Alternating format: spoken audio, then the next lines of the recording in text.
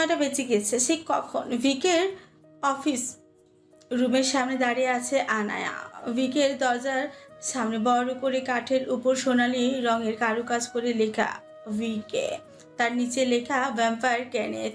আনায়া বিষয়টি দেখে তাচ্ছিল্য সুরে বাঁকা হেসে মনে মনে বলল, মানুষ নাকি মানুষের মতো হতে চায়, আর এনাকে দেখো মানুষ হয়ে ভ্যাম্পায়ার হতে চায়।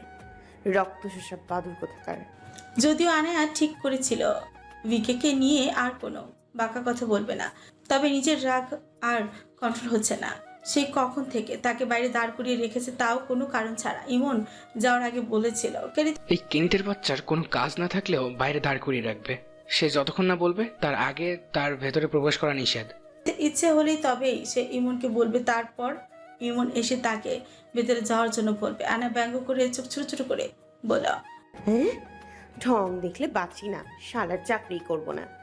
আনা বিরক্ত হচ্ছিল বিথায় আশেপাশে তাকে দেখতে লাগলো। বিশাল বড় একটা এরিয়া নিয়ে অফিসটা তৈরি। আশেপাশে নানান মানুষ হাঁটাচলা করছে। কিছু জায়গার পরপর বড় বড় স্টুডিও রুম করা দেখা যাচ্ছে, সাথে বিভিন্ন মিউজিক্যাল ইনস্ট্রুমেন্ট বাজি অনেক প্র্যাকটিসও করছে।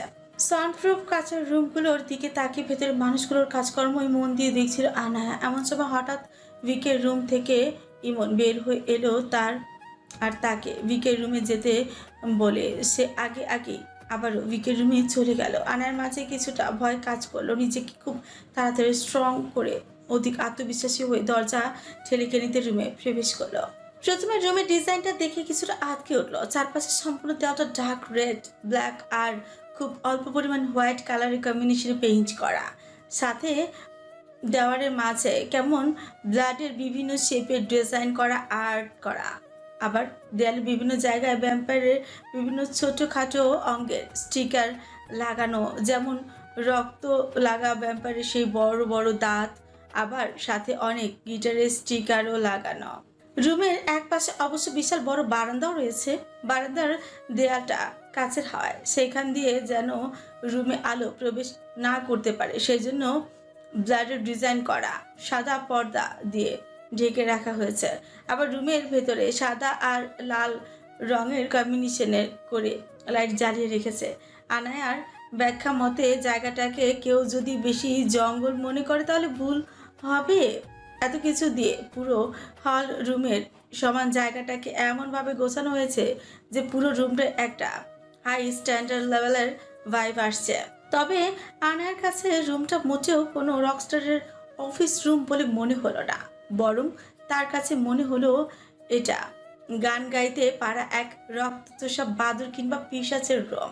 তবে তার এই বেখেয়ালিভাবে চারপাশ দেখতে থাকা অবস্থাতে তার চোখে সামনে বসে থাকা গম্ভীর মানুষটা আর তার পাশে দাঁড়িয়ে থাকা লোকটা যেন কিনা সেই কখন থেকে ইশারা করে ডাকছে, অথচ সেই তাদের দেখতেই পেল না। আনা যে এভাবে হারিয়ে যাবে সেটা ঠিক ইমন ভাবতেই পারেনি। ওকে দেখে অবশ্যইটা মনে হচ্ছে না যে এই রুমটা খুবই কৌতূহল নিয়ে খুশি মনে দেখছে। তাকে দেখে মনে হচ্ছে এই চারপাশটা দেখে সে সত্যি প্রচণ্ড বিরক্ত। এইদিকে ইমন ভিকের পাশে দাঁড়িয়ে ওকে ডাকার সাহসও পাচ্ছে না, তবু উপায় না পেয়ে তার মতে একটা দুঃসাহস করেই ফেললো। খুকুক করে দুবার কাশি দিয়ে আনায়াকে তার দিকে খেয়াল করার চেষ্টা করলো। ইমন ভেবেছিল আনায়া হয়তো ফিরে তাকাবে না, কিন্তু তার ভাগ্য ভালো। আনায়া কাশির আওয়াজ শুনে হুট করে তাদের দিকে দুটি চোখ বড় বড় করে তাকিয়ে দেখল। আনায়া জিজ্ঞাসা সূচক চাহনি দেখে ইমন চোখের ইশারায় পাশে বসে থাকা ভিকের দিকে তাকাতে বলল, কিন্তু আনায়ার চেয়ারে বসে থাকা লোকটিকে দেখেই তার সব কনফিডেন্স উড়ে ভস্ম হয়ে গেল। হঠাৎ করেই তার কেন যেন কান্না করতে ইচ্ছে হলো। পায়ের উপর পা তুলে খুব স্টাইল নিয়ে বসে রয়েছে। ডার্ক ব্ল্যাক অ্যান্ড রেডের কম্বিনেশনের একটা হাফ হাতা টি শার্ট পরা, অত্যাধিক সুদর্শন চোপক, নিচে হয়তো ব্ল্যাক কালারের ডেনিম পরা, বাম হাতে পরা কালো রঙের ব্রেসলেট, যেটা কিনা সাদা টেবিলের উপর কোনোই পর্যন্ত এলিয়ে রেখেছে। আর চেয়ারটা কিছুটা বাঁকা করে মাথা কিছুটা নিচু করে অন্য হাত দিয়ে অনবরত কালো অ্যাপেলের ফোনটা স্ক্রল করে যাচ্ছে। গালে খুব নিখুঁতভাবে আঁকা ছোট ছোট চাপ দাঁড়িয়ে, এমনিতেই অত্যন্ত ফর্সা ত্বক, তার মাঝে এমন আকর্ষণীয় চাপ দাঁড়িয়ে ডার্ক কফি ব্রাউন কালারের হালকা কার্লি বড় বড় চুলগুলোর কয়েকটা নিয়ে এলোমেলো করে মেসি বান করা। চুলগুলো খুব বেশি বড় না হওয়ায় হাফ মেসি বানটা অনেকটা এলোমেলো হয়েছে। আবার কয়েকটা চুল সামনের দিকে এলোমেলো হয়ে চোখের উপর পড়ে রয়েছে। আনার মনে হলো এই লোকটা হয়তো নিজের চুলগুলোকে এলোমেলো করে রাখতেই বেশি পছন্দ করে, না হলে এত সুন্দর চুলগুলো কেউ এমন করে রাখে নাকি? এমনিতেই চেহারাটা তো পুরো মাশাআল্লাহ, কই হিরোদের মতো সেজেগুজে পরিপাটি হয়ে থাকবে তা না, কি সব এলোমেলো আর অদ্ভুত সব রুচি লোকটার। আবার এক কানে ছোট দুলও পড়া, এগুলো কেমন রুচি আবার? একে দেখলে যে কেউ বলবে ইনি নিজেকে জোর করে ঠেলে ঢুলে ভিলেন বানানোর প্রচেষ্টা রয়েছেন। আবার আনা আরেকটু ভেবেও দেখল রকস্টাররা মনে হয় একটু এমনই হয়, খুব বেশি খারাপও লাগছে না। এরপর আনায়ার চোখ পড়লো কাছে হাফ হাতা টি শার্টের কারণে অধিকাংশই বের হয়ে থাকা ফর্সা পেশিবহুল মাসলস আর টি শার্টের আদলে ঢাকা চেস্টের দিকে এমন জিম ফোলা ফোলা বডি দেখে কলিজার পানি শুকিয়ে গেল যেন তার। এখানে অন্য কোনো মেয়ে থাকলে হয়তো তার মাঝে বিপরীত লিঙ্গের প্রতি দুর্বল আকর্ষণীয় অনুভূতি তৈরি হতো হবে, তবে আনায়ার মাঝে তেমন কোনো অনুভূতি তৈরি হলো না। তার স্ট্রেসের কারণ হলো আমি এমন বডি বিল্ডারের মতো মানুষটাকেই কিনা থাপ্পড় মেরেছি।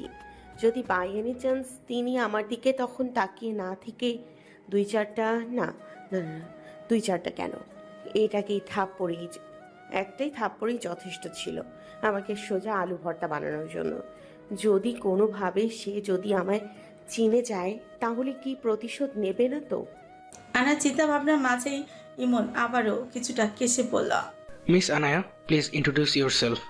আনা আবারও ধ্যান ফিরতে তাড়াহুড়ো করে বলতে লাগলো, ও হ্যালো স্যার, আম আনা। বাকিটুকু আর তার বলা হলো না। তার আগে মাথা নিচু করে অবস্থাতে ফোন স্ক্রল করতে করতে বলল, বাংলা। আনা তখনই চুপ হয়ে গিয়েছে। এরপর বিষয়টি আরেকটু বোঝার জন্য ইমনের দিকে তাকাতে সে বলল, ইংরেজিতে বলার প্রয়োজন নেই, বাংলাতে বলতে পারো। আনা মাথা কিছুটা কাত করে এরপর বলতে লাগলো, আমি আনায়া সিকদার।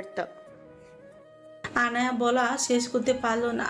না, এবার তার কথা আটকে যাওয়ার কারণ ভিকে কিংবা ইমনের কথার কোনো বাধা নয়, বরং ভিকের লাল লাল চোখে ভয়ঙ্কর চাহনি। কেনিতে চোখ এই মুহূর্তে একদম শান্ত, তবে এই চোখ জোড়াই যেন আনায়ার কাছে তার দেখা পৃথিবীর সবচেয়ে ভয়ঙ্কর মনে হলো। একদম সেই যে মিথলজির আগুন পাখি কিংবা ফেনিক্স পাখির মতন চোখ জোড়া, কি শীতল, অথচ সেই চোখের চাহনি আনার গায়ে বিষাক্ত তীরের মতন বিঁধল।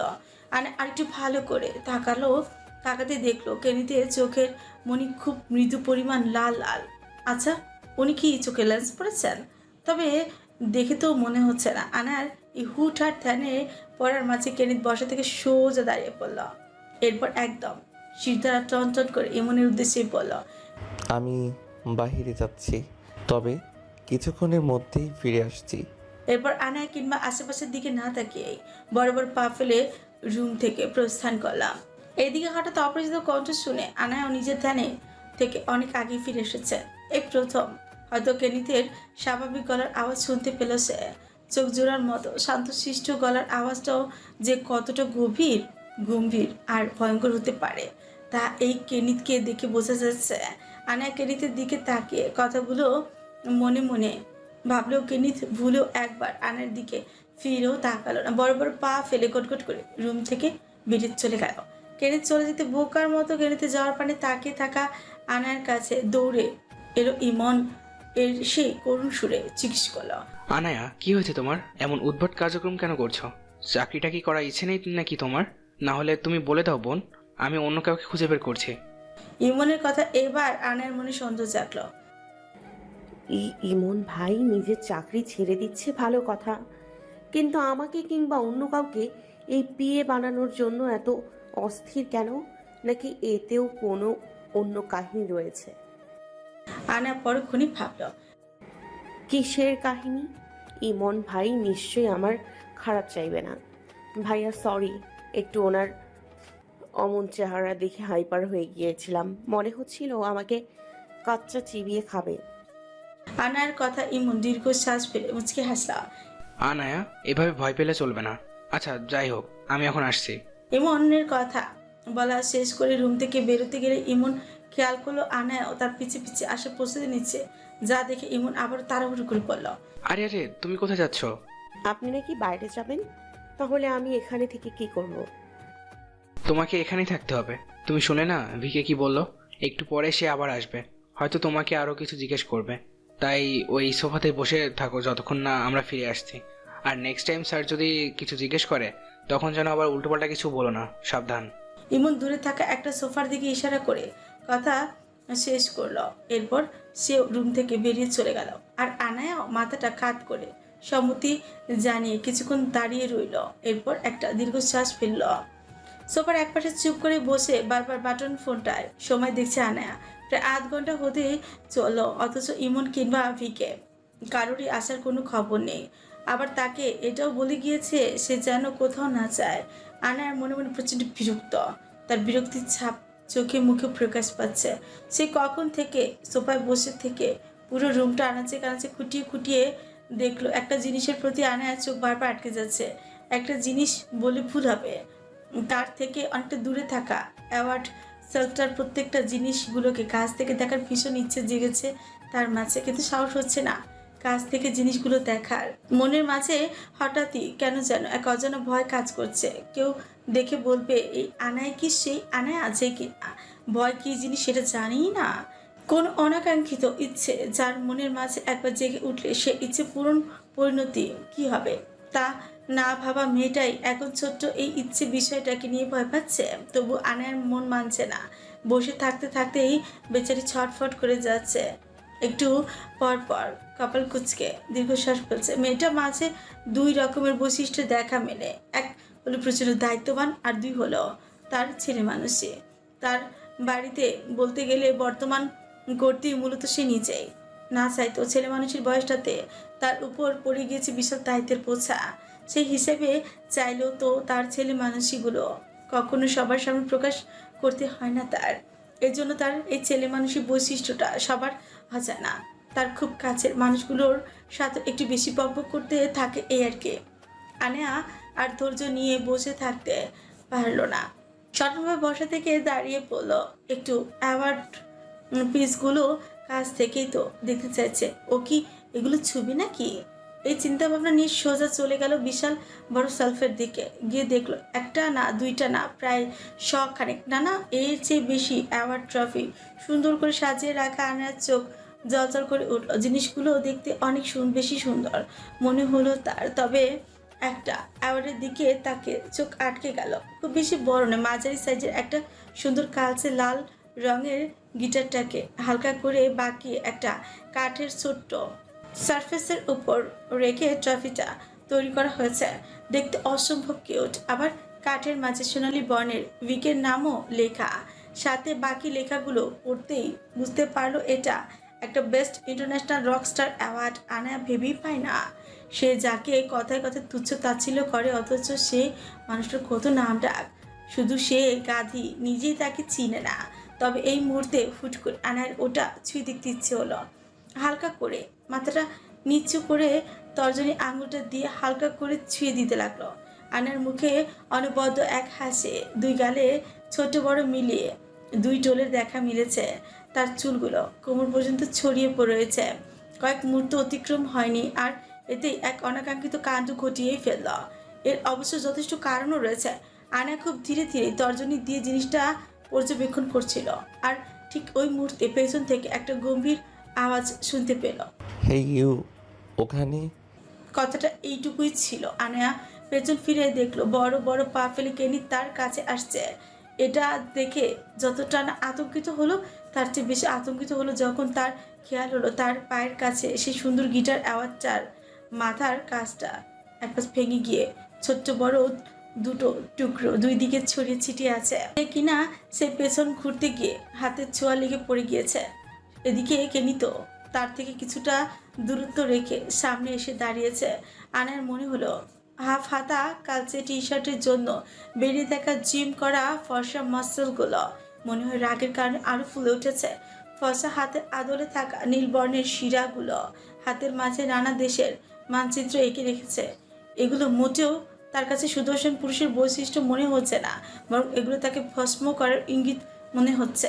অথচ কেনিতের চোখে মুখে একদম শান্ত, তবে তার প্রতিদিনের রূপের মতোই একটা আগাম ঝড়ের আভাস দেওয়ার মতো নিস্তব্ধ গম্ভীর চেহারা নিয়ে সে সবসময় চলাফেরা করে। তবে আনায়ার কাছে কেনিতের সব বৈশিষ্ট্যই আতঙ্ক সৃষ্টি করার মতো।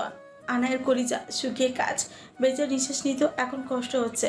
এরই মাঝে আবার কেনিত আরও কয়েক পা তার দিকে এগিয়ে এলো। আনা বুঝতে পারছে না সে কি করবে। আবার এটাও মনে হচ্ছে এবার মনে হয় কেনিত নিজের প্রতিশোধ নিয়েই নিবে। তবে তার ভাবনা অনুযায়ী তেমন কিছুই ঘটল না। আনার মুখের দিকে শান্ত চোখে তাকিয়ে থাকা কেনিত হুট করে হাঁটু গেড়ে আনার পায়ের পাশ থেকে ভাঙা গিটারের বড় অংশটুকু হাতে তুলে নিল। এদিকে আনার হঠাৎ করে কেনিতকে তার পায়ের কাছে বসে হাত দিতে দেখায় কিছুটা লাফিয়ে দূরে সরে দাঁড়ালো। কেনিত জিনিসটা এক হাতে নিয়ে আনায়াকে একবার দেখলো, এরপর কিছুক্ষণ জিনিসটাকে কাছে নিয়ে দেখতে লাগলো। আনায়া ও লোকটার কার্যকলাপ দেখে যাচ্ছে। কেনিত জিনিসটাকে দেখতে দেখতেই হুট করে খুব জোরেই পাশের দেয়ালে ছুঁড়ে মারল। মুহূর্তেই ভয়ঙ্কর শব্দ তুলে জিনিসটার যতটুকু অবশিষ্ট ছিল তা ভেঙে ছিন্ন ভিন্ন হয়ে গেল। এমন কাজে আনায়া হঠাৎ চমকে উঠল। পুরো কাজটি কেনিত আশেপাশে না তাকিয়ে করেছে, কারণ তার নজর ছিল সোজা আনায়ার দিকে। আনায়ার বিস্ময়ের মাঝে কেনিত প্যান্টের পকেটে হাত ঝুঁকিয়ে ঘাড় বাঁকিয়ে ভেঙে যাওয়া অংশগুলো দেখতে দেখতেই বলল, যে অল্প আঘাতেই ভেঙে পড়ে তার সাথে ভিকের নাম জড়িত থাকার কোনো যোগ্যতা নেই। এরপর আনায়ার দিকে তাকিয়ে আশ্চর্যপূর্ণ বাঁকা হেসে রুম থেকে বেরিয়ে চলে গেল। ভিকে কি বললো না বললো তাতে আনার কোনো ভাবনা চিন্তা নেই। ভিকের কথাটা অনেকটা তার মাথার উপর দিয়ে গেল। কথাটা তাকে বললো নাকি ট্রফিকে বললো কে জানে। তবে ভিকে চলে যাওয়ার সাথে সাথে আনায়া করুণ চোখ মুখ বানিয়ে ভিড় করে বলল, জিনিসটা তার পছন্দ না আমাকে বললেই তো হতো। আমি টুকরো দুটোকে জোড়া লাগিয়ে নিজের কাছেই রেখে দিতাম। এভাবে ওটাকে গুঁড়ো গুঁড়ো বানিয়ে আমার মনটাকেও যে গুঁড়ো গুঁড়ো করে দিল। ইস, ওটা তো আমার পছন্দ হয়েছিল। পর করে নিজের আক্ষেপকে চাপা দিয়ে বলল, তোকে যে দুইটা থাপ্পড় বসাইনি এটাই তো অনেক, এটাই তো অনেক। আল্লাহর কাছে শুকরিয়া আদায় কর গাধি। কি খবর তোমার? কাল থেকে একবারও ফোন করোনি আমায়। ফোন ধরে এমন কথা শুনতে আনার কপালে পড়া ভাঁজগুলো নিমিষে গায়েব হয়ে গেল। কিছুটা নিরাশ কণ্ঠে আশপাশ তাকিয়ে ইমন সব প্রত্যেকের কাজকর্ম দেখতে লাগলো। এরপর ইনোসেন্ট মুখ করতে গালের টোলগুলো ভেসে উঠল। এরপর আনায়া বলতে লাগলো, কি আর বলবো রেহান, দুদিন ধরে আমার সাথে সবকিছুই কেন যেন উল্টাপাল্টা হচ্ছে। সুদূর আমেরিকা থেকে রেহান চিন্তিত ভঙ্গিতে বলতে লাগলো, কেন, কি হয়েছে? শ্বশুর মশাই আবারও অসুস্থ হয়নি তো? না না না, তেমন কিছু না। আর আমাদের এখনো বিয়ে হয়নি, তাই আমার বাবাকে শ্বশুর মশাই বলে ডাকা বাদ দাও। রেহান হেসে বলল, আরে এই জন্যই তো প্র্যাকটিস করছি, যাতে বিয়ের পর আর কোনো ভুল না হয়। আচ্ছা, এসব বাদ দাও, কি হয়েছে সেটা বলো। ইমনকে তোমার জবের ব্যবস্থা করতে বলেছিলাম, ও তো বললো একটা জব নাকি আছে তোমার পছন্দ।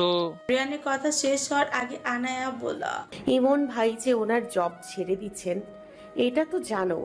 হুম। আমাকে উনি এই জবই করতে বলেছেন। রেহান প্রফুল্ল সুরে বলল, কি বলো? আমি তো ব্যস্ততার জন্য ঠিকভাবে কথাই বলতে পারি না ওর সাথে। যাই হোক, এবার তুমি খুশি তো?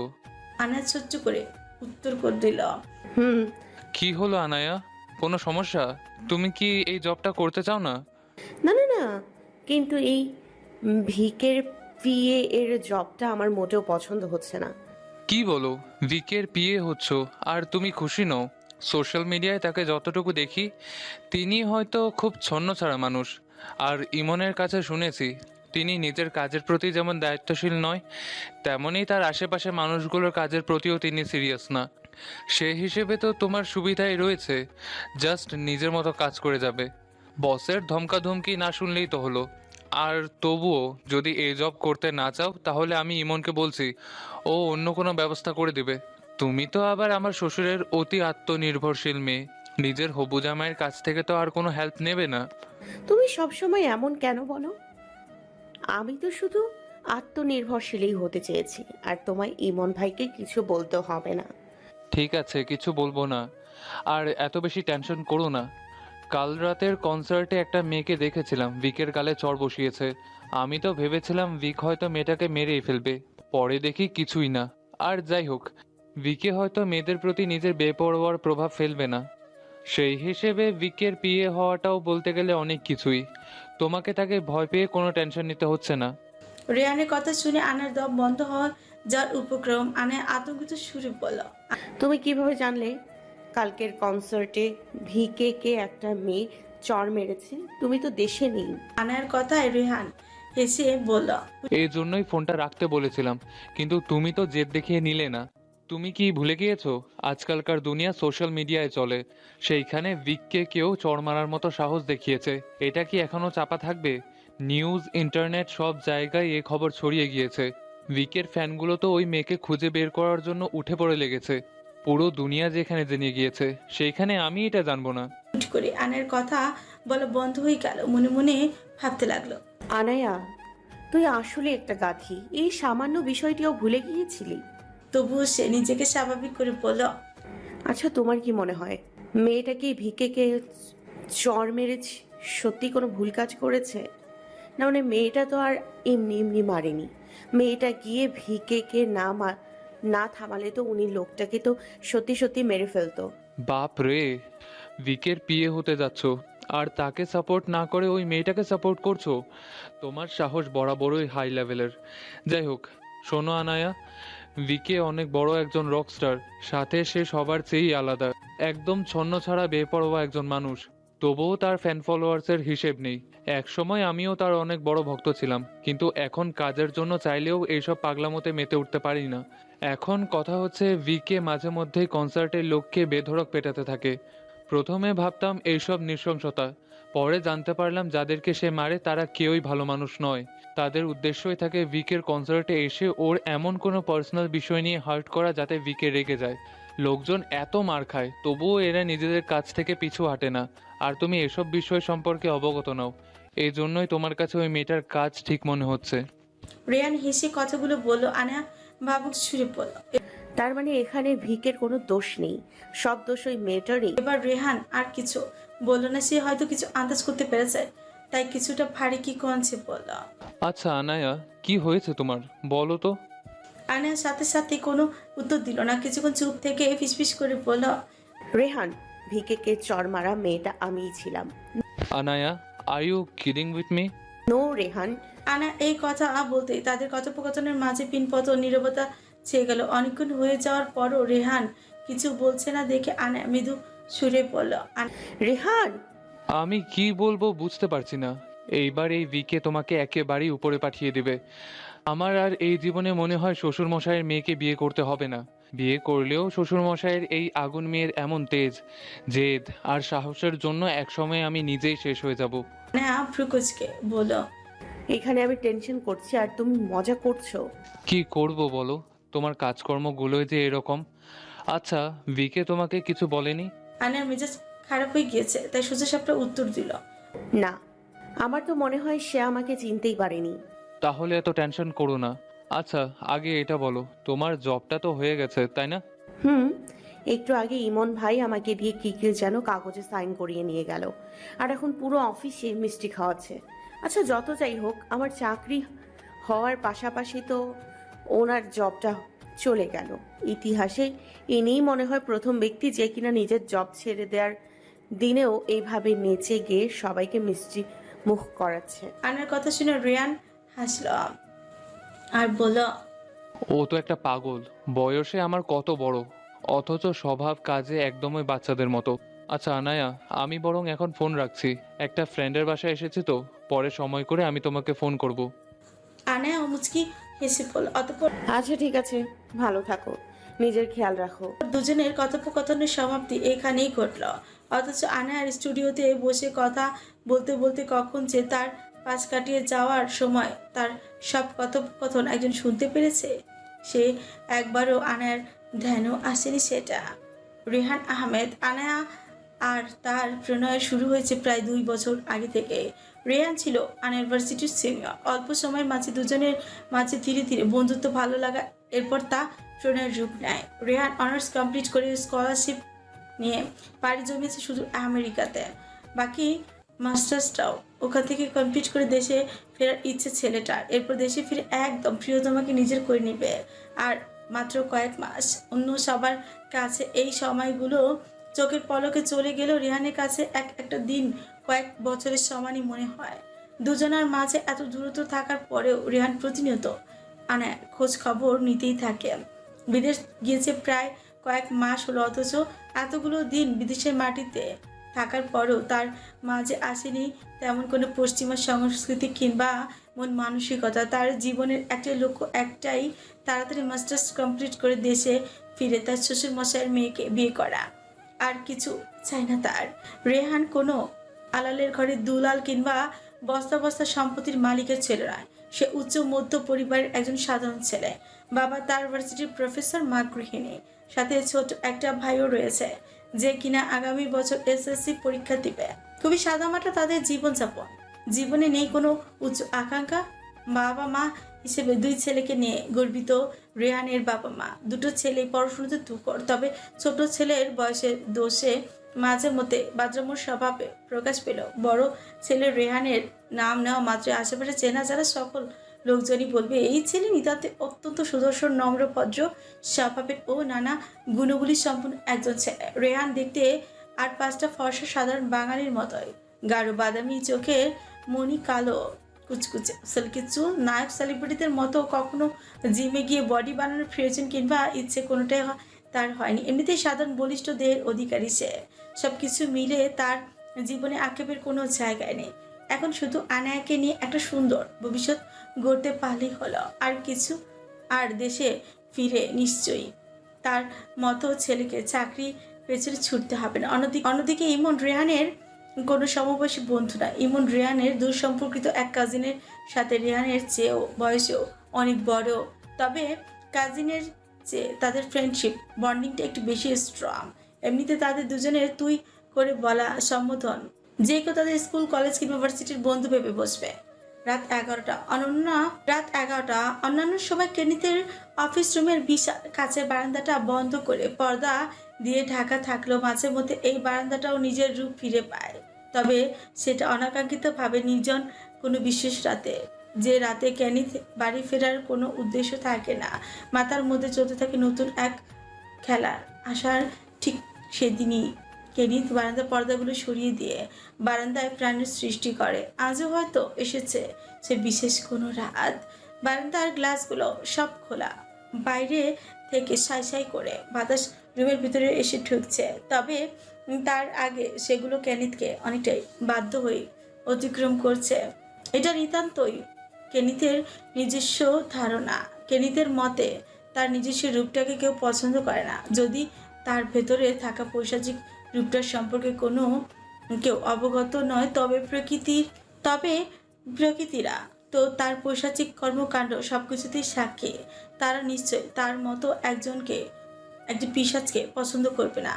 বারান্দায় শটানভাবে দাঁড়িয়ে মুক্ত বাতাস গায়ে লাগাতে এসব ভাবছেই তার ছেলের হাসি হাসলো কেনিত।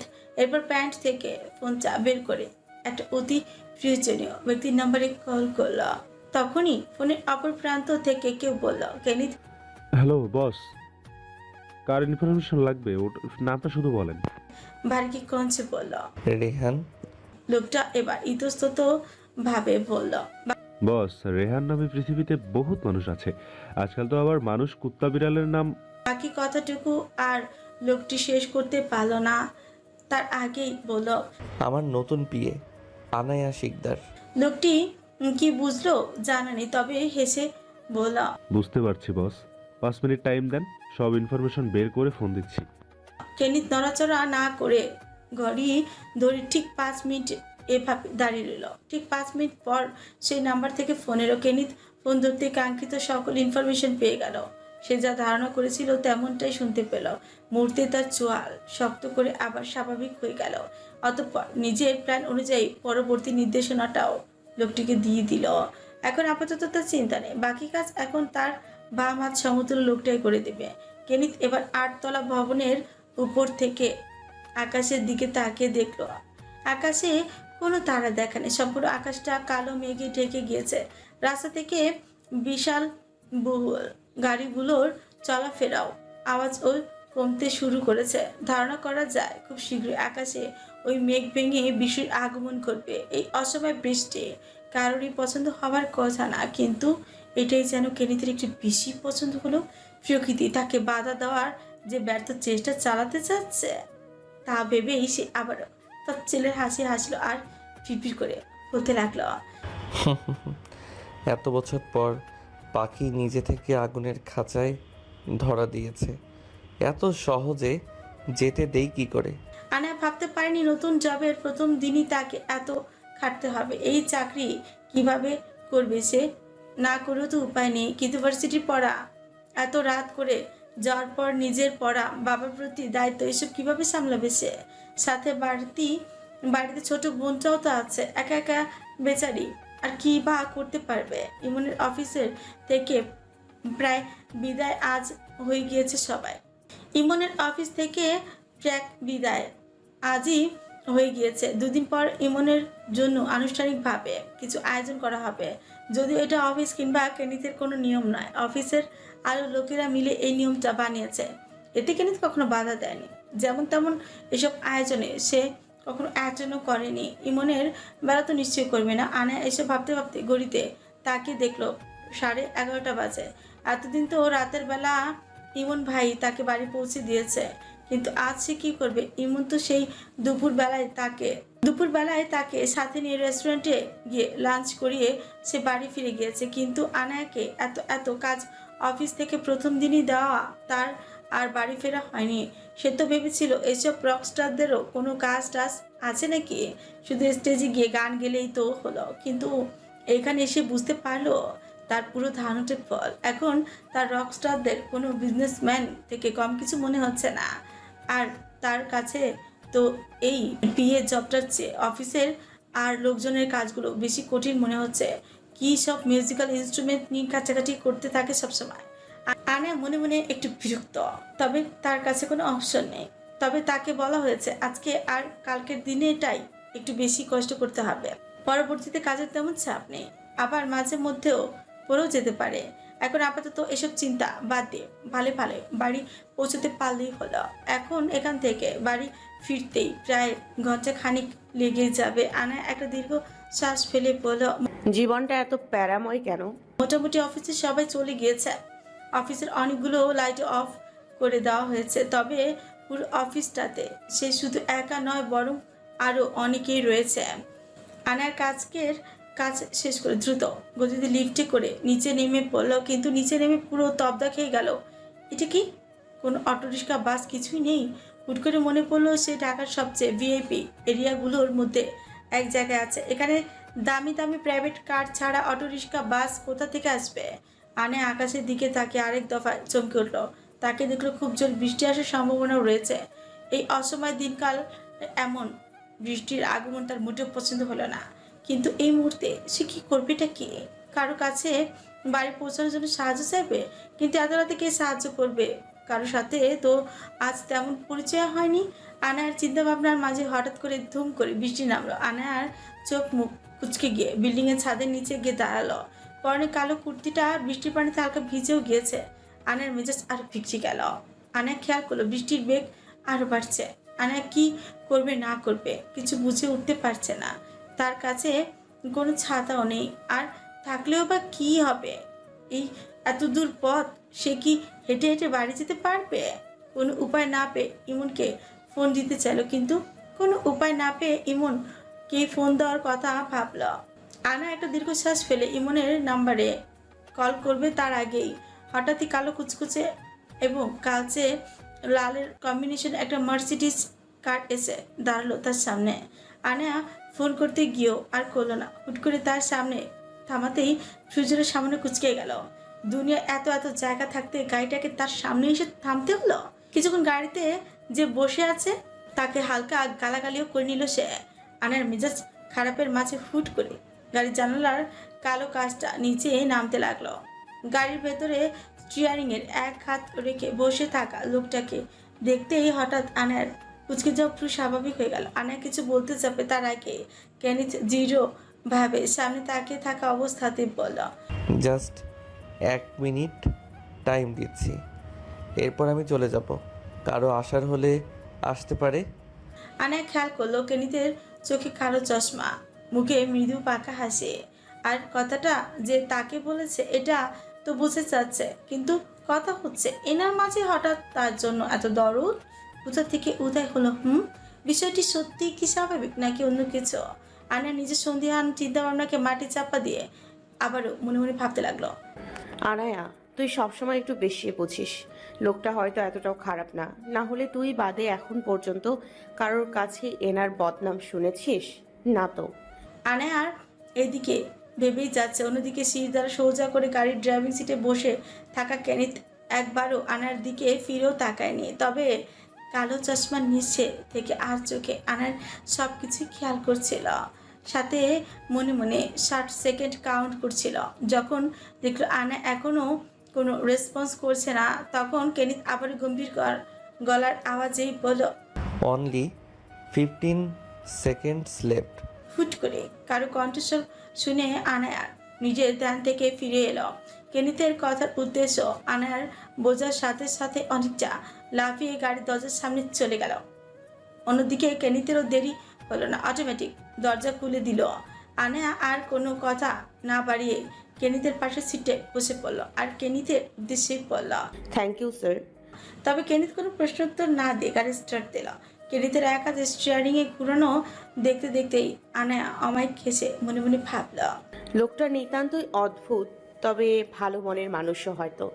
সবার সামনে যতই ম্যানারলেস হোক না কেন, একটা মেয়েকে এভাবে বৃষ্টিতে ভিজতে দেখে ঠিকই তার 5টা ভালো মানুষের মতোই হেল্প করলো। আনায়া নিজের চিন্তাভাবনার মাঝে মুচকি হাসলেও তার পাশে বসে থাকা ব্যক্তিটির মুখের বাঁকা হাসি আরো বিস্তৃত হলো।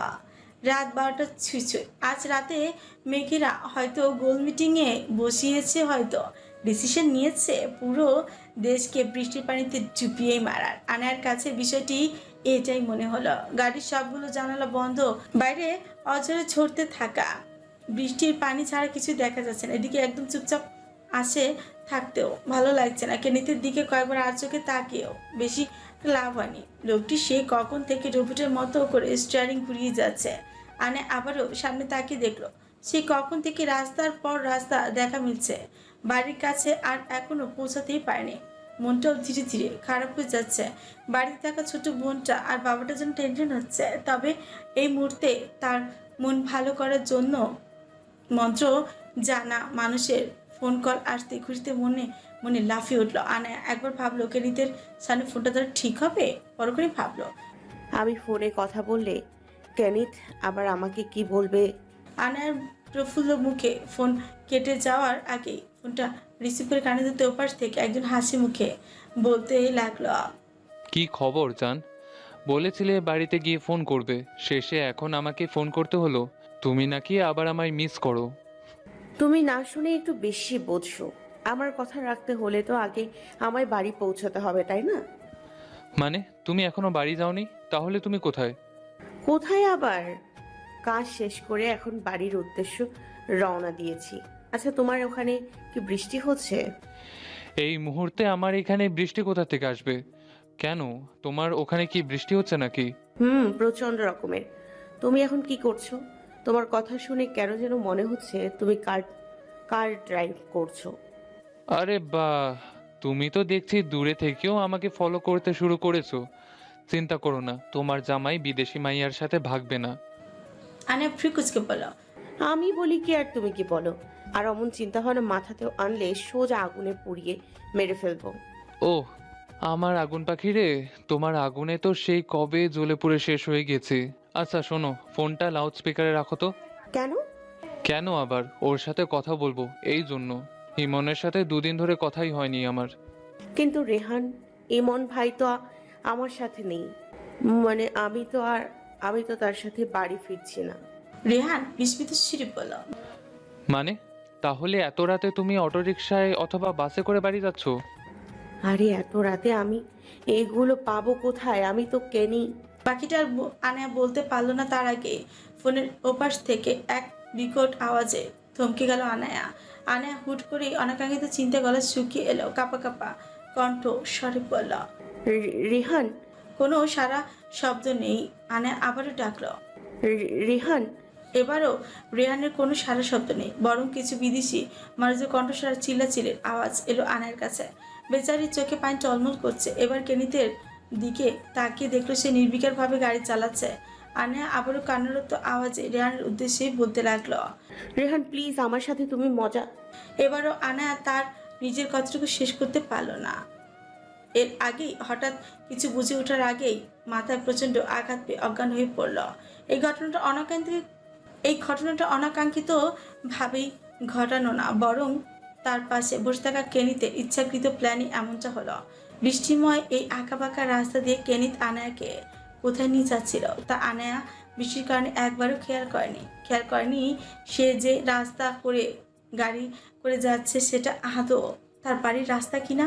আনার কথা শেষ করার আগে কেনিত ইচ্ছে করে খুব কৌশলে গাড়িটা জোরে একটা গাছের সাথে লাগিয়ে দেয়, জোরে ঝাঁকি খাওয়ায়। আনায়া নিজের ভারসাম্য ধরে রাখতে না পারায় সোজা সামনের দিকে ঝুঁকে পড়ে গিয়ে গাড়ির কাচের সঙ্গে ধাক্কা লেগে মাথায় প্রচণ্ড আঘাত পেলে আর সাথে সাথে সেন্সলেস হয়ে পড়লো। আনায়ার কপালের একপাশে অনেকটা কেটে গিয়েছে, অথচ কেনিতের সামান্য কোনো আঘাতও লাগেনি। সে নির্বিকারভাবে গাড়ি থামিয়ে সামনের দিকে তাকিয়ে রয়েছে। উইন্ডস্ক্রিন ওয়াইপারগুলো বারবার বৃষ্টির স্রোতের পানিগুলোকে দূরে ঝাঁপে সরিয়ে দিচ্ছে। কিছুক্ষণ ঠিক একইভাবে সময় অতিবাহিত হওয়ার পর কেনিত এই ভরা বৃষ্টির মাঝেও গাড়ি থেকে নেমে পড়লো। গাড়ি থেকে নামতে দেরি হলো, বৃষ্টি পানিতে চুপসে যেতে বেশি দেরি হলো না। কেনিত গাড়ি থেকে নামার পর আনার পাশের দরজাটা খুলে তার দিকে কিছুক্ষণ তাকিয়ে রইল। মেয়েটার মাথা নিচের দিকে ঝুঁকে অজ্ঞান হয়ে বসে রয়েছে। কেনিত আর সময় নষ্ট না করে তাকে গাড়ি থেকে বের করে নিজের বাম কাঁধের সাথে ঝুলিয়ে নিল। নির্জন ফাঁকা আঁকাবাঁকা পাকা রাস্তা, আশেপাশে এই দুটো মানব ছাড়া কেউ নেই, শুধু রয়েছে পেছনে ফেলে আসা লাল কালো মার্সিডিজ গাড়িটা। গাছের সাথে জোরে ধাক্কা লাগায় সে বেচারাও চেহারা পেকে এবড়ো থেবড়ে হয়ে গিয়েছে।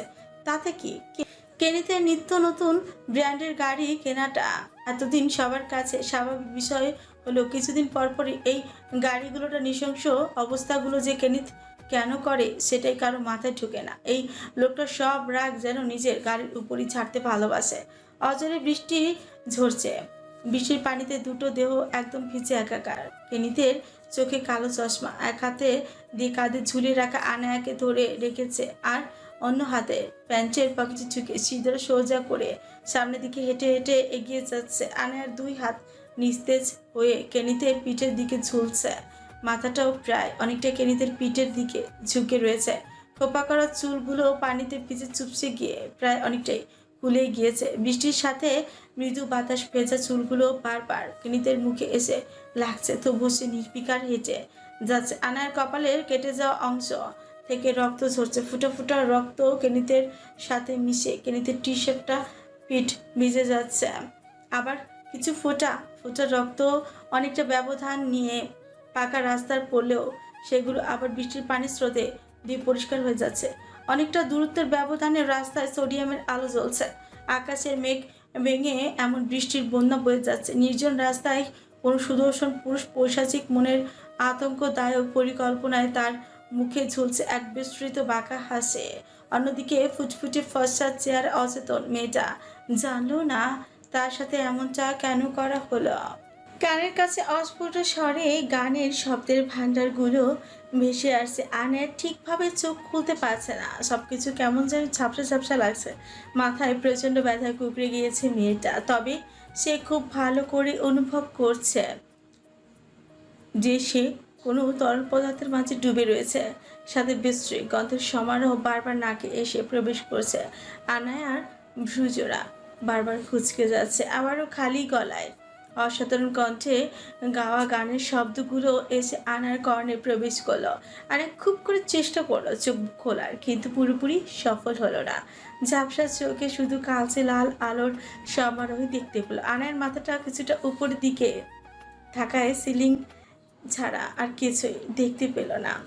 আনা এবার আছোয়া থেকে উঠবার চেষ্টা করছে, তবে কিছুতেই পারছে না, বারবার নিজের শরীর নিস্তেজ হয়ে পড়েছে, সাথে বুক পর্যন্ত তরল পদার্থের মাঝে ডুবে থাকায় তা যেন আনায়াকে আরো নিচের দিকে নিয়ে যাওয়ার চেষ্টা করছে। কিন্তু আনায়া তো আর হাল ছাড় পাত্রী না। তার বর্তমান অসচল মস্তিষ্ক বারবার তাকে জানান দিচ্ছে যে সে কোনো বড় পাত্রের মাঝে ডুবে আছে। কিসের মাঝে আছে তা আর তার মস্তিষ্ক ধরতে পারছে না। আনায়ার আশেপাশে হাতিয়ে দেখতেই পিচ্ছিল প্রাচীরের সাথে তার হাত স্পর্শ লাগলো। আনায়া নিজের 2 হাত দিয়ে প্রাচীরের চূড়ায় হাত দিয়ে নিজের সবটুকু শক্তি প্রয়োগ করে বসার চেষ্টা করলো, আর সে সফলও হলো। এতক্ষণে তার ঝাপসা চোখ দুটো কিছুটা স্বাভাবিক হতে শুরু করেছে। আনায়া প্রথমে বোঝার চেষ্টা করলো সে কোথায় আছে, যে তরল পদার্থের মাঝে ডুবে রয়েছে সেটা আসলে কি। তার মস্তিষ্ক ধরতে পারছে না, আর সে বিশ্রী গন্ধটাও এই পদার্থ থেকে আসছে। আনায়া এইসব বাদ দিয়ে সে কোথায় আছে বোঝার চেষ্টা করতে আবারও সেই একই কণ্ঠস্বরে কেউ গাইতে লাগলো। আনার চট করে সামনে তাকাতেই আঁতকে উঠলো। তার সামনে থেকে অনেকটা দূরত্বে বজায় রেখে কেনিথ 2 হাতের কোনোই 2 হাতে হাঁটুতে ভর রেখে কিছুটা নিচের দিকে ঝুঁকে একটা টুলের উপর বসে রয়েছে। পরনে শুধু একটা কালো রঙের ট্রাউজার, আর প্রশস্ত বুকে কোনো কাপড়ের অংশের ছিটে ফোটাও নেই। এতক্ষণে রুমটাকে বেশি অন্ধকার মনে হলেও এখন তা ধীরে ধীরে স্পষ্ট হতে শুরু করেছে। আনায়া আবার খেয়াল করে দেখলো কেনিথের মুখে প্রশস্ত বাঁকা হাসি, বড় বড় চুলগুলো সব এলোমেলো পাখির বাসা হয়ে গিয়েছে। মাথা কিছুটা নিচের দিকে থাকায় বাম পাশের চোখগুলো চুলের প্রভাবে অনেকটা ঢেকে গিয়েছে, অথচ সে খুশি মনে গান গাইছে। তবে এবার যা দেখলো তাতে সে পুরো বিস্মিত। কেনিথের 2 হাতে 2টো চাপাতি, যেগুলো দিয়ে সে বারবার ঘর্ষণ করে যাচ্ছে, ধীরে ধীরে প্রতিনিয়ত একই কাজ করায় তা থেকে তৈরি হচ্ছে মৃদু শব্দ। আনে আরেকটু খেয়াল করতে দেখলো চাপাতিগুলোর সাথে কিছু একটা লেগে আছে, সেগুলো তরল পদার্থের ন্যায় ফোটায় ফোটায় নিচে পড়েছে। সময়ের ব্যবধানে ফোঁটাগুলোর গতি খুবই ক্ষীণ। আনা আবারও কেনিথের দিকে তাকিয়ে দেখলো এই তরল পদার্থ শুধু চাপাতি দুটোর সাথেই নয়, বরং কেনিথের ফর্সা প্রশস্ত বুক আর হাতও লেগে আছে। আনার মস্তিষ্ক হঠাৎই এবার তাকে জানান দিল এই তরল পদার্থগুলো হয়তো রক্ত। আনার সম্পূর্ণ শরীর এবার বিস্ময় নড়ে চড়ে উঠল। হুট করে নিজের দিকে তাকাতে বুঝতে পারলো সে আসলে কিসের মধ্যে ডুবে রয়েছে, আর সে যেটাকে পাত্র ভাবছে সেটা আসলে একটি বাথটাব ছিল। আর তার মস্তিষ্ক তাকে পুরোপুরি বিষয়টা জানান দিতেই সেই কেনিথের দিকে তাকে জোরে চিৎকার করে উঠল, অথচ কেনিথের মাঝে কোনো হেলদোল নেই। সে একইভাবে ধীর গতিতে গান গেয়ে যাচ্ছে। I need you so all the times. Anaya আর এর চেয়ে বেশি কিছু শুনতে পেল না। এর আগেই চলে গেল অচেতনতার আবেশে, নিস্তেজে শরীরের গলা পর্যন্ত ডুবেই গেল মিশ্রি গন্ধযুক্ত তরল পদার্থের মাঝে। আনায়া, আয়ানা, আপু, আনায়া, তুমি শুনতে পাচ্ছ? আনায়া আর এর চেয়ে বেশি কিছু শুনতে পেল না। এর আগেই চলে গেল অচেতনতার আবেশে, নিস্তেজ শরীরে গলা পর্যন্ত ডুবে গেল বিশ্রী গন্ধযুক্ত তরল পদার্থের মাঝে। পরপর এতগুলো ভিন্ন কণ্ঠ স্বরে আনায়ার অবচেতন মস্তিষ্ক সজাগ হলো। হুট করে চোখ খুলতেই দেখতে পেল তার আশেপাশে অনেকগুলো পরিচিত মুখ। আনায়া শোয়া থেকে বসতে চাইলে পাশ থেকে ইনা এসে আনায়াকে শুতে বলল, তবুও আনায়া মানল না। সে সরাসরি না বসে আছোয়া হয়ে খাটে হেলান দিল। আনার পাশে তাকে দেখলো সে তার নিজের ঘরে বিছানাতে শুয়ে রয়েছে। আনা একবার নিজেকে দেখছে তো একবার আশেপাশে সব কিছুকে। আনার এমন অস্থির হচ্ছে দেখে পাশ থেকে ইমন এসে 1 গ্লাস পানি দিতে আনায় গটগট করে সম্পূর্ণ পানি খেয়ে ফেলল। ওকে দেখে মনে হচ্ছে ও কিছু দেখে প্রচন্ড ভয় পেয়েছে। এরই মাঝে ইমন আনায়ার উদ্দেশ্যেই বলল, আনে তুমি ঠিক আছো? চোখ বুজে ছটফট করছিলে, কোনো বাজে স্বপ্ন দেখেছো? ফুকুচকাল। আনায়া এক পাশে ইনায়া আর হুইল চেয়ারে বসা তার বাবা চিন্তিত চাহনিতে তার দিকে তাকিয়ে রয়েছে। অন্য পাশে ইমন দাঁড়ানো। আনায়ার ইমনের কথা শুনে ভাবল, এতক্ষণ ধরে আমার সাথে যা যা হচ্ছিল সেগুলো কি আমার ভ্রম ছিল? এটা কি করে হয়? কখনো তো এমন স্বপ্ন তো আমি দেখিনি।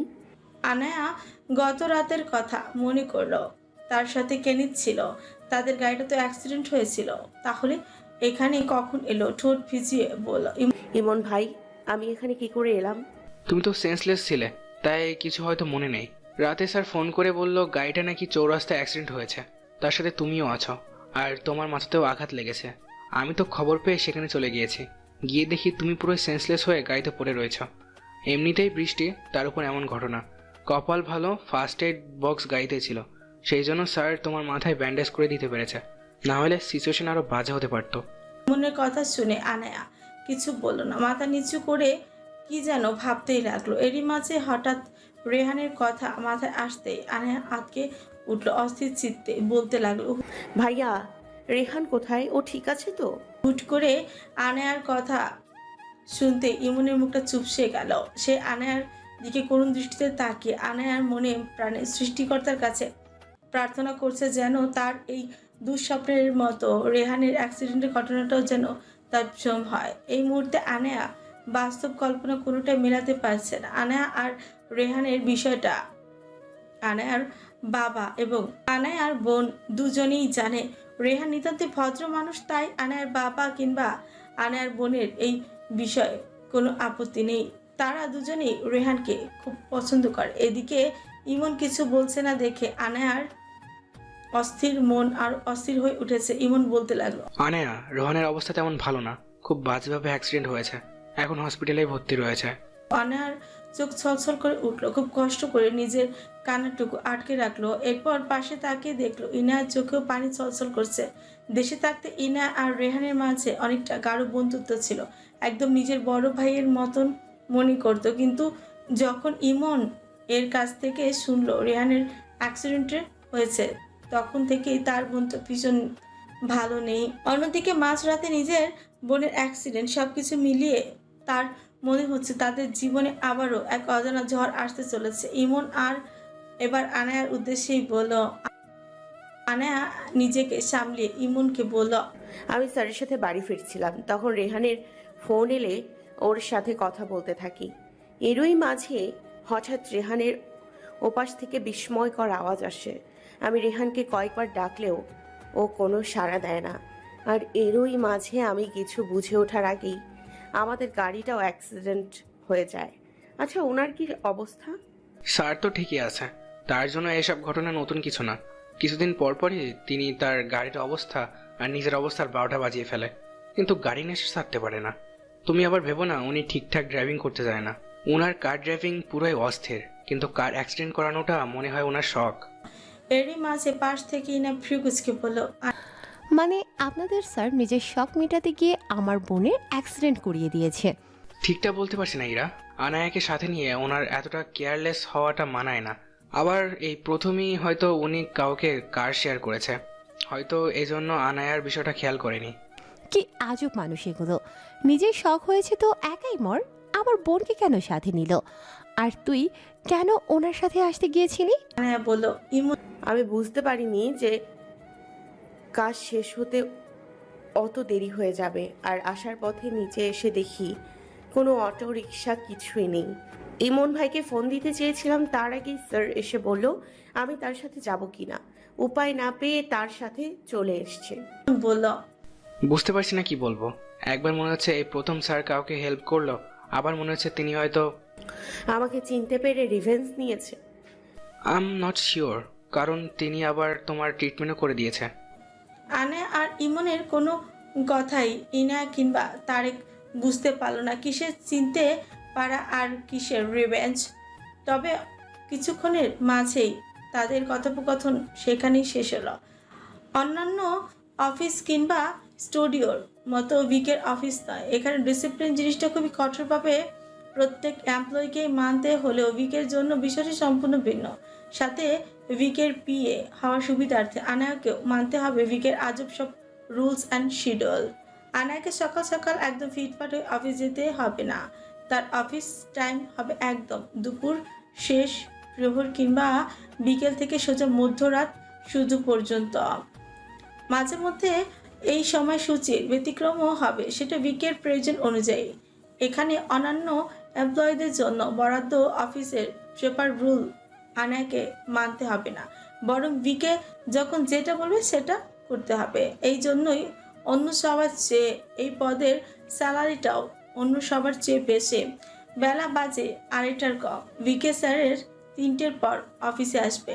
আনেয়া আয়নার সামনে দাঁড়িয়ে চুলের আগায় চিরুনি করছে, তবে তার মন অন্য জায়গায়। একটা বিষয় নিয়ে সে প্রচণ্ড চিন্তা ভাবনায় পড়ে গিয়েছে। আনায়ার কেন যেন বারবার নিজেকে আয়নায় পর্যবেক্ষণ করছে। মাথায় সাদা ব্যান্ডেজ করা, ইমনের কথা অনুযায়ী ব্যান্ডেজটা ভিকে করে দিয়েছে। এরপর একবার আয়নায় নিজেকে দেখলো, চোখ মুখ একদম শুকিয়ে গিয়েছে।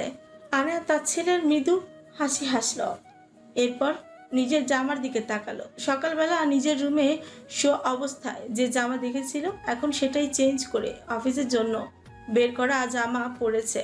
আবার কালকে অফিসে যে জামাটা পরে গিয়েছিল সেটা ছিল ভিন্ন। বর্তমানে সে বেগুনি রঙের একটা কালো লং কুর্তির সাথে একপাশে সাদা ওড়না ঝুলিয়ে রেখেছে। তার নিজেকে এই সব পর্যবেক্ষণ করা সবকিছুর মূলেই হলো তার সেই অদ্ভুত স্বপ্ন।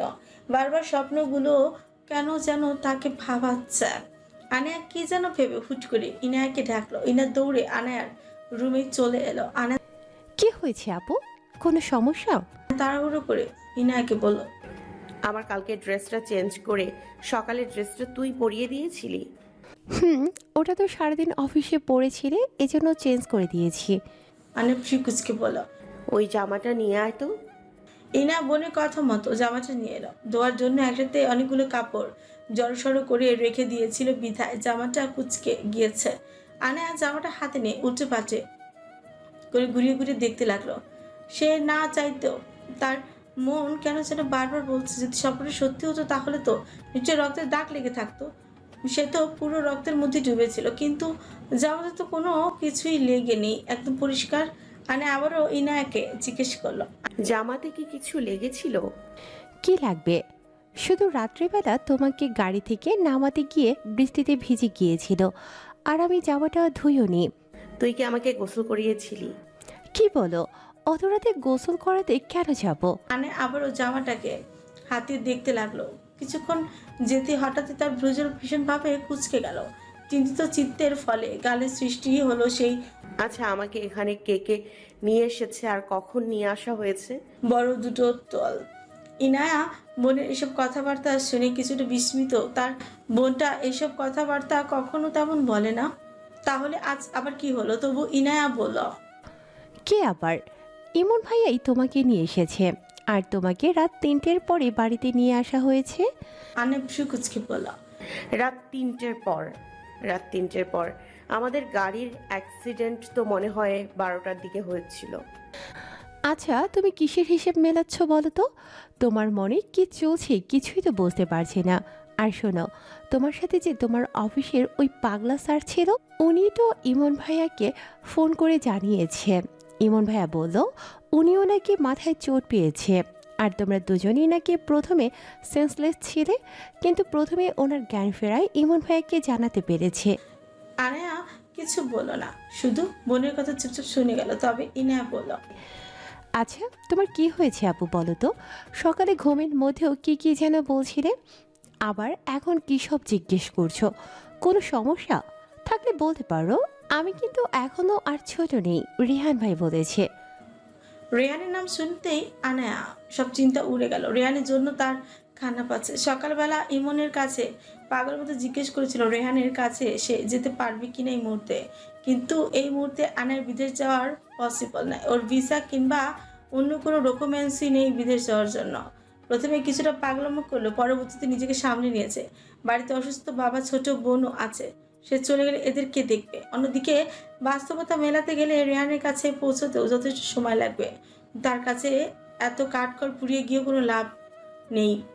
সে গিয়ে তো আর ডাক্তারের কাজ করতে পারবে না। আনার কাছে যখন কোনো অপশন না থাকে তখন মনের বিরুদ্ধে যেতে তাকে এইসবই নানান যুক্তি দিয়ে মনকে শান্ত করতে হয়। সে প্রত্যেকবারই পরিস্থিতির শিকার হয়ে যায়। এবারও রেহানকে কাছ থেকে দেখার ইচ্ছে থাকলেও তা আর পূরণ হবে না। শুধু সৃষ্টিকর্তার কাছে একটাই প্রার্থনা করতে হবে যেন নিজের প্রিয় মানুষটার সাথে খারাপ কিছু না হয়। ও আপু, আবারও কই হারিয়ে গেলে?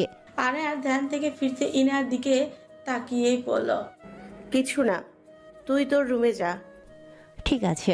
তবে ইনা চলে গেল না, ওখানে চুপচাপ দাঁড়িয়ে রইল। আনা কি হলো, কিছু বলবি? আপু জানো কি হয়েছে? আনা চোখ জোড়া কিছুটা ছোট ছোট করলো। কি হয়েছে? ইনা উৎসুক ভাবে আনাকে বলতে লাগলো। আপু জানো, ভিকের সেই রাতে কনসার্টে একটা মেয়ে চড় মেরেছে। আনা মুখ স্বাভাবিক হলো আর ভাবতে লাগলো। এই গাধিটা আর এই জীবনে একটা বিষয় বড় হলো না। ওই মাথা পাগলা লোকটার মধ্যে এরা পায়টা কি? আর এ তো মনে হয় জানেও না যে আমার চাকরিটা কোথায় হয়েছে। আর ও পাগলামো করবে দেখে ইমন ভাইয়ার কথাটাও বলিনি কখনো। অবশ্য ইমন ভাই নিজেই এই বিষয়টি গোপন রাখতো, না হলে ভিকের বিয়ে হওয়ার সুবাদে তার পাগলা ফ্যানগুলো জীবন টানা টানা করে দেবে।